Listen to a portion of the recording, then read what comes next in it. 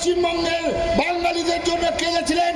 100 বছর আগে আচার্য স্বামী প্রণবানন্দজি মহারাজ বলেছিলেন, মানুষ জপ করে কাঠের মালায়, রুদ্রাক্ষের মালায়, তুলসীর মালায়।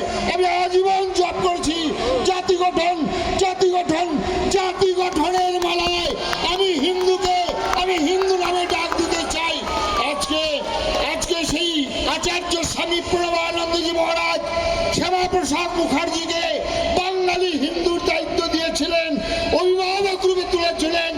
যে শ্যামাপ্রসাদ মুখার্জির জন্য আজকে আমরা পশ্চিমবঙ্গে বাঙালি হিন্দু রূপে পরিচয় দিচ্ছি। যে শ্যামাপ্রসাদ মুখার্জি এক বিধান, এক নিশান, এক প্রধানের বার্তা নিয়ে কাশ্মীরে গিয়েছিলেন, যে শ্যামাপ্রসাদ মুখার্জি আজকে তার পশ্চিমবঙ্গে তাকে আমরা সাম্প্রদায়িক রূপে আখ্যায়িত করেছি। সাম্প্রদায়িক কাকে বলে? একটা সম্প্রদায়কে সংগঠিত করে অপর সম্প্রদায়কে বিরুদ্ধে লড়িয়ে দেওয়াকে বলা হয় সাম্প্রদায়িক বন্ধ।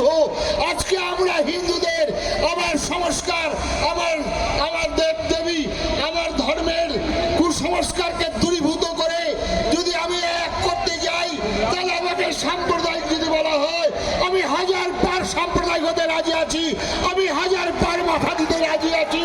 আজকে সেই জন্য ওই চিন্ময় কৃষ্ণদাস মহাপ্রভুকে, যিনি বাংলার বুকে বাঙালিদের আজকে বাংলাদেশে সমস্ত জাত পাত ভুলে গিয়ে সমস্ত সাধু সন্ন্যাসী মঠ